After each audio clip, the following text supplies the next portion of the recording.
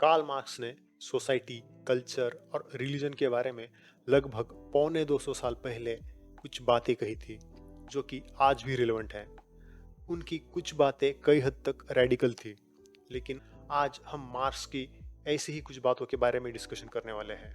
ये बिना किसी एडिटिंग के सिर्फ एक ऑडियो होने वाला है।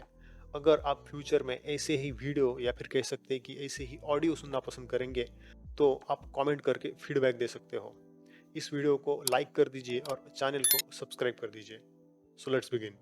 मार्क्स के रिलीजन के बारे में क्या व्यूज थे, ये समझने से पहले हमें ये समझना ज़रूरी है कि मार्क्स कहाँ से आ रहे हैं। हमें मार्क्स के टाइम्स की सोसाइटी और कल्चर को समझना होगा। 1800s के टाइम में इंडस्ट्रियल रिवॉल्यूशन का इम्पैक्ट सोसाइटी में दिखना शुरू हो गया था। यूरोप में धीरे धीरे इकोनॉमिक प्रॉस्पेरिटी आ रही थी।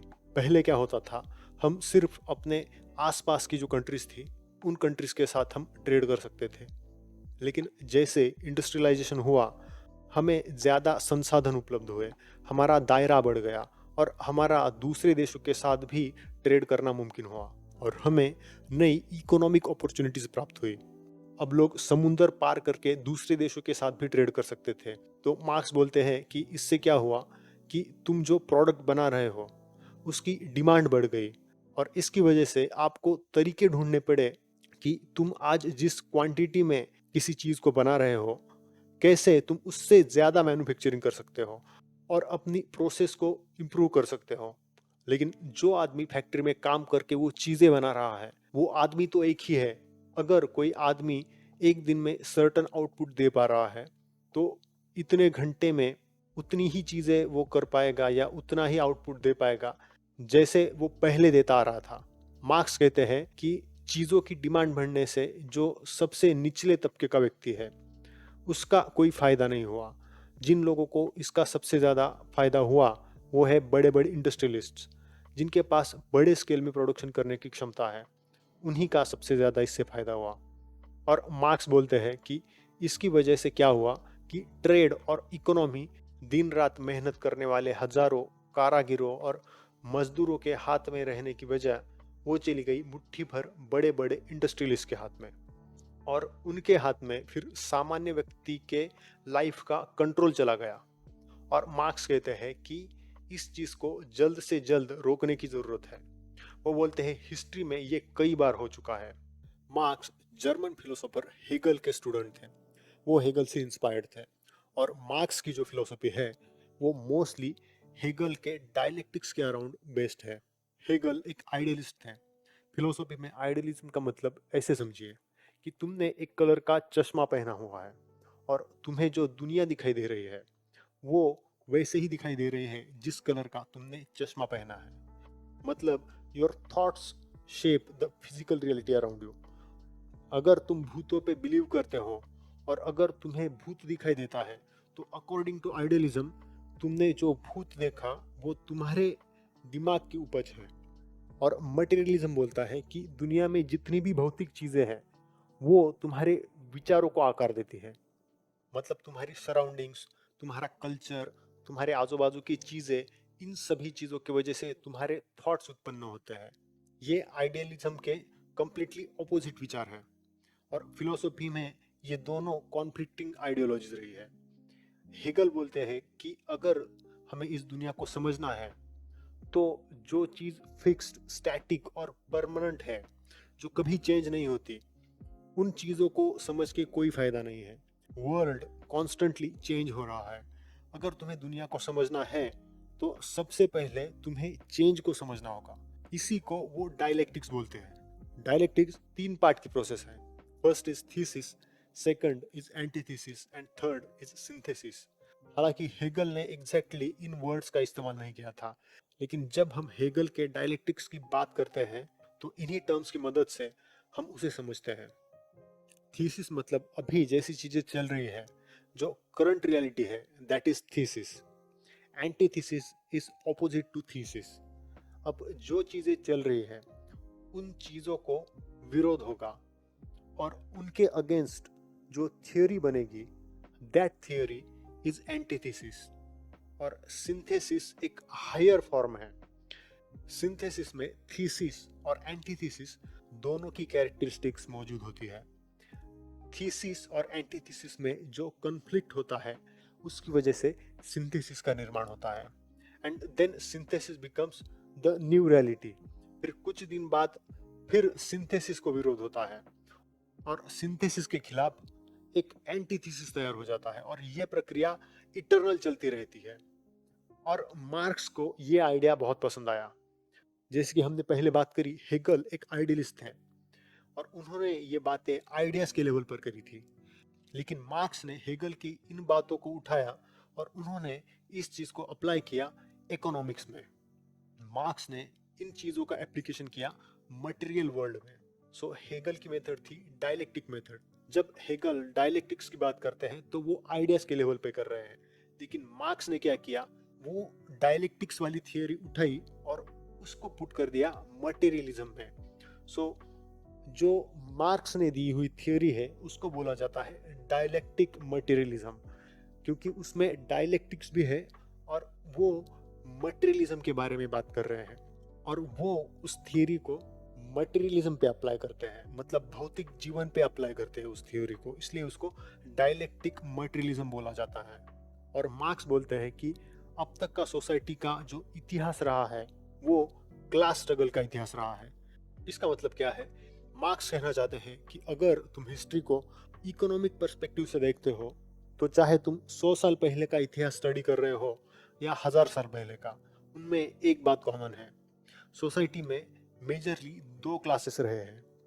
फर्स्ट क्लास वो बोलते हैं कि पहला होता है रूलिंग क्लास, जिसके पास इकोनॉमी का पूरा कंट्रोल होता है, एंड सेकंड क्लास वो बोलते हैं कि सेकंड क्लास होता है एक्सप्लॉइटेड क्लास, जिनका आर्थिक रूप से रूलिंग क्लास के द्वारा शोषण किया जाता है। और मार्क्स बोलते हैं कि रूलिंग क्लास को थीसिस की तरह समझो और एक्सप्लॉइटेड या शोषित वर्ग को एंटीथीसिस समझो। अंत में क्या होता है कि एक्सप्लॉइटेड क्लास अपने एक्सप्लॉइटेशन से परेशान हो जाता है और एक रिवॉल्यूशन आता है जिसमें रूलिंग क्लास को उखाड़ के फेंक दिया जाता है और एक नई सिस्टम बनती है। That is synthesis. अगेन जो नई सिस्टम तैयार हुई है उसको चैलेंज करने के लिए एक नया एंटीथीसिस आता है, और ये प्रक्रिया हमेशा के लिए चलती रहती है। फॉर एग्जाम्पल, अगर तुम 16th, 17th या 18th सेंचुरी की बात करो तो अमेरिका में एक तो तुम स्लेव हो सकते थे, यानी कि एक्सप्लॉइटेड हो सकते थे, या फिर तुम स्लेव मास्टर हो सकते थे, या एक आम आदमी हो सकते थे जो स्लेव मास्टर बन सकता था, जिसमें स्लेव मास्टर बनने की क्षमता है। तुम इन्हीं दो क्लासेस में फॉल कर सकते थे। लेकिन आखिरकार क्या हुआ, लोग इस सिस्टम से तंग आ गए और एक रिवॉल्यूशन हुआ। मार्क्स बोलते हैं कि इस टाइम में, मतलब उनके टाइम में, ट्रेड मुट्ठी भर व्यापारियों के या मैन्युफैक्चरर्स के कंट्रोल में थे। ये वो क्लासेस थे जिनके पास उत्पादन के साधन होते थे, जैसे कि कारखाने, जमीन और व्यवसाय। ये लोग संपत्ति के मालिक होते थे और समाज में शक्ति और धन का ज्यादा से ज्यादा भाग जो है वो इनके पास रहता था। ये वर्ग सिर्फ प्रॉफिट कमाने के हिसाब से काम करता था और अपने लिए वो संपत्ति स्टोर करता था, और मार्क्स ने उन्हें कहा बूर्जुआजी।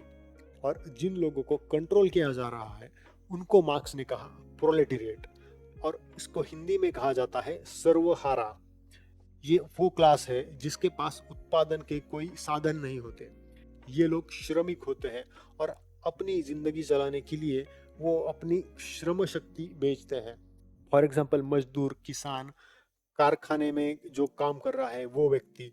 और मार्क्स कहते हैं कि इन दोनों क्लासेस के बीच एक संघर्ष की स्थिति बनी रहती है, और यही संघर्ष की स्थिति बाद में जाके एक बदलाव का कारण बनती है। इस संघर्ष की स्थिति को मार्क्स क्लास स्ट्रगल बोलते हैं। मार्क्स बोलते हैं कि जो पूंजीपति वर्ग होता है, यानी कि जो कैपिटलिस्ट लोग होते हैं, वो अपना लाभ कराने के लिए, अधिक से अधिक प्रॉफिट कमाने के लिए जो श्रमिक लोग होते हैं उनका वो शोषण करते हैं, और जो प्रोलेटेरिएट क्लास होता है वो अपने अधिकारों के लिए लड़ता है, अपनी जीवन को बेहतर बनाने की वो मांग करता है। और इस संघर्ष के कारण इतिहास में क्रांतियां हुई हैं और समाज में इसी की वजह से बदलाव आता है, ऐसा मार्क्स का कहना था।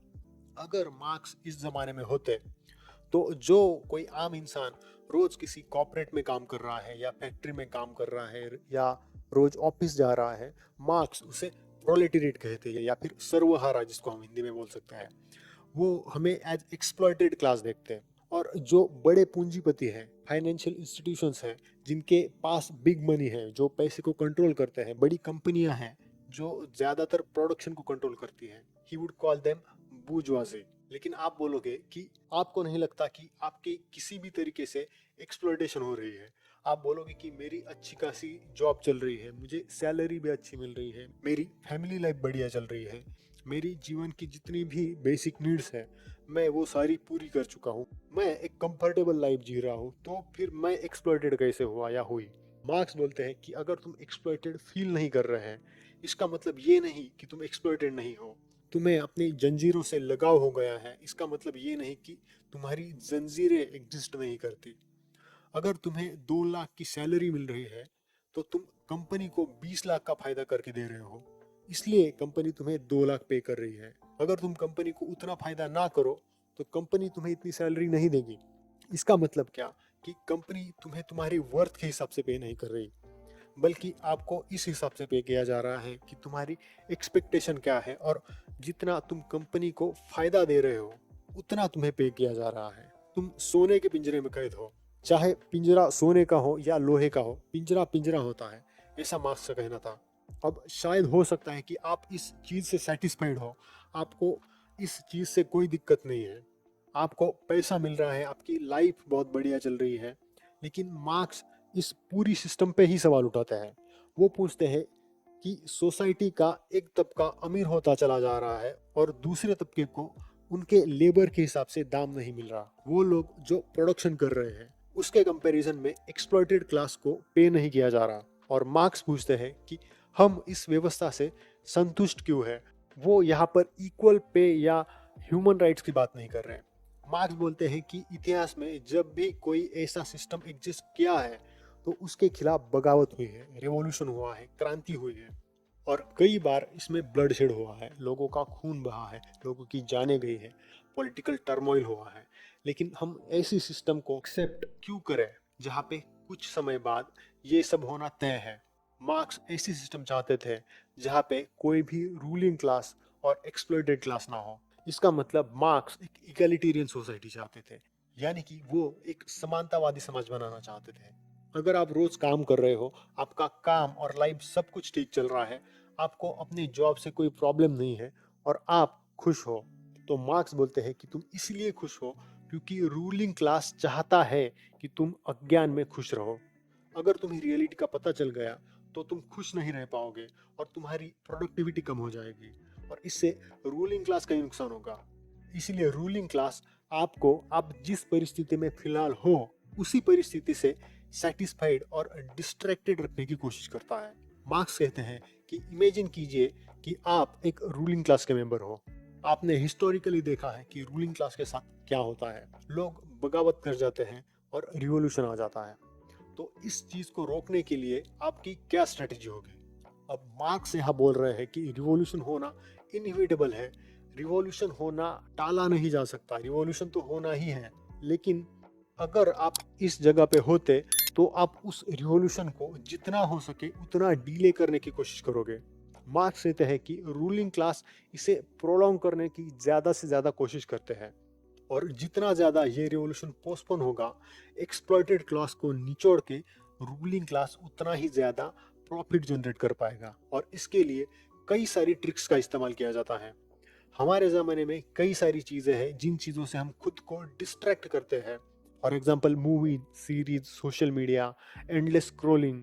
इन सारी चीज़ों से हम राजनीतिक और आर्थिक रूप से जो चल रहा है उसे खुद को दूर कर लेते हैं। लेकिन मार्क्स के हिसाब से इन सब मेथड से सबसे ज़्यादा बड़ी, सबसे ज़्यादा सक्सेसफुल और इफेक्टिव एक चीज़ है। वो चीज़ एक अल्टीमेट डिस्ट्रैक्शन है, and that thing is religion. Marks ने फेमसली बोला था, religion is opium of masses. मैंने इस कोट को एक्सप्लेन करते हुए एक शॉर्ट भी बनाया है, वो आप मेरे चैनल पे जाके देख सकते हो, मैं डिस्क्रिप्शन में भी इसका लिंक दे दूंगा। तो जब मार्क्स बोलते हैं कि religion is opium of masses, तो क्या मार्क्स ड्रग्स की बात कर रहे हैं? क्या मार्क्स एडिक्शन की बात कर रहे हैं? तो नहीं, जिस जमाने में कार्ल मार्क्स एग्जिस्ट करते थे, उस जमाने में ओपियम का यूज होता था एज एन एनाल्जेसिक यानी पेन किलर। अगर कोई गिर जाता था और उसकी टांग टूट जाती है तो वो दर्द कम करने के लिए उसे अफीम दिया जाता था ताकि उसे पेन महसूस ना हो। वैसे ही धर्म अफीम का काम करता है। लोगों को अलग अलग तरीके से एक्सप्लॉइट किया जा रहा है, लेकिन धर्म उन्हें इस शोषण का एहसास नहीं होने दे रहा। मार्क्स कहते हैं कि रिलीजन तुम्हें इस दुनिया से उठाकर किसी और इमेजिनरी मेटाफिजिकल दुनिया में लेके जाता है। इस तरीके से जैसे कोई वीडियो गेम या मूवी या टीवी शो तुम्हें एक अलग दुनिया में ले जाता है और तुम इस दुनिया की परेशानियों को भूल जाते हो, उसी का अल्टीमेट फॉर्म है रिलीजन। रिलीजन तुम्हें बताता है कि जिस दुनिया में तुम अब हो वो एक टेम्पररी दुनिया है और तुम्हारा लक्ष्य है किसी मेटाफिजिकल दुनिया में स्वर्ग की प्राप्ति करना। धर्म तुम्हें कहता है कि इस दुनिया की चिंता मत करो, कल की मत सोचो, सब कुछ भगवान पे छोड़ दो, भगवान सब ठीक कर लेगा।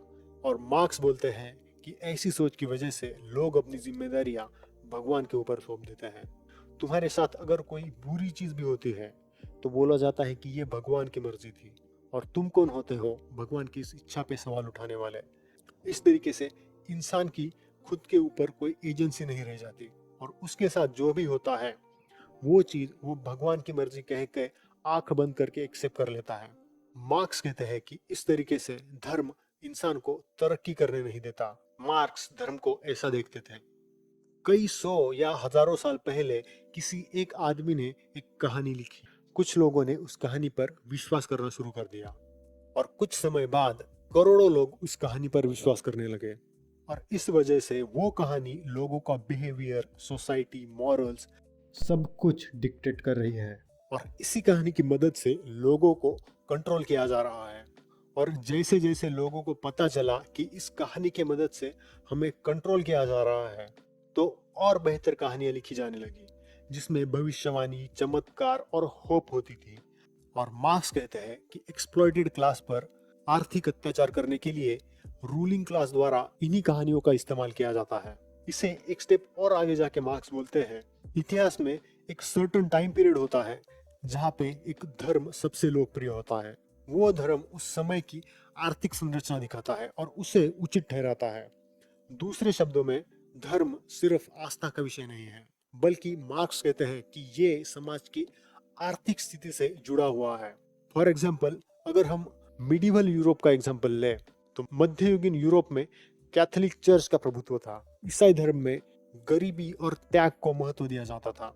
ये समय सामंतवादी या फ्यूडल सिस्टम का था, जहाँ पे कुछ लोग जमीन के मालक या लॉर्ड्स होते थे और बाकी लोग, जिनको सर्व्स कहा जाता था, वो उनके लिए काम करते थे। और ये जो दोनों व्यवस्थाएं थी, यानी कि चर्च और फ्यूडलिज्म, ये काफी हद तक सिमिलर थी। इन दोनों व्यवस्थाओं की जो हायरार्की थी वो लगभग सेम थी।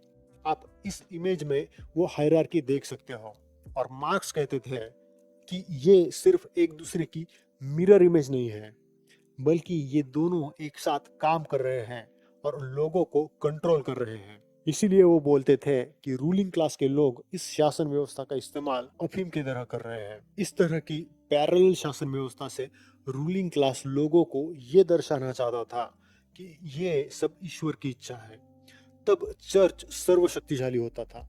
चर्च के पास अल्टीमेट पावर थी और चर्च की व्यवस्था भी इसी तरह की थी जैसे फ्यूडल सिस्टम थी। इसीलिए लोग उस व्यवस्था पर सवाल नहीं उठाते थे। ये फ्यूडल सिस्टम लगभग 1000 सालों के लिए चली, लेकिन बाद में लोगों ने इस सिस्टम के खिलाफ आवाज उठाया और एक नई शासन व्यवस्था स्थापित हुई जिसका नाम था कैपिटलिज्म। कैपिटलिज्म फ्यूडलिज्म से अलग है। फ्यूडलिज्म एक क्लास बेस्ड सिस्टम थी जिसमें अगर तुम एक स्पेसिफिक क्लास को बिलोंग करते हो तो तुम अपनी पूरी जिंदगी उसी क्लास में बिताओगे। तुम हायरार्की से ऊपर नहीं बढ़ सकते।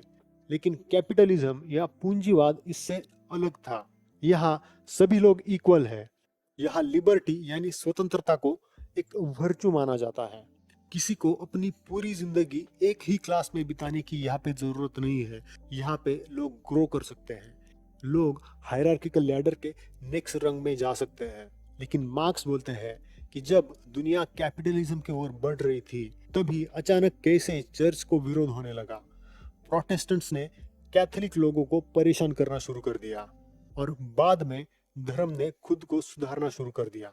जैसे कैपिटलिज्म में लिबर्टी एक वर्चू था, वैसे ही रिलीजन में लोगों ने बाइबल को इंटरप्रेट करने की लिबर्टी ली और कई नए तरीकों से, कई नए पॉइंट ऑफ व्यू से बाइबल को इंटरप्रेट किया गया और इसके साथ ही चर्च का हायरार्किकल स्ट्रक्चर डिसॉल्व होना शुरू हो गया।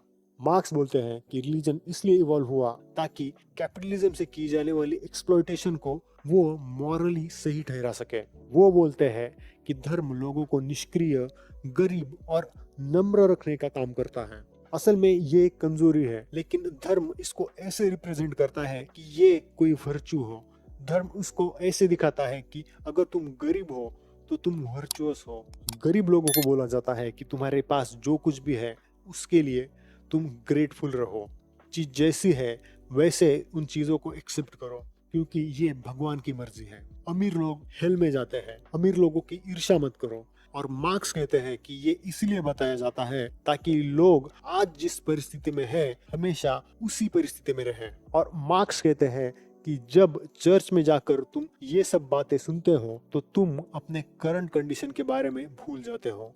तुम्हें एक प्रकार की तसल्ली मिलती है कि मेरे साथ भगवान है और मरने के बाद मैं स्वर्ग जाऊंगा या जाऊंगी। ऑन द अदर हैंड, जो लोग अमीर है वो नर्क जाएंगे।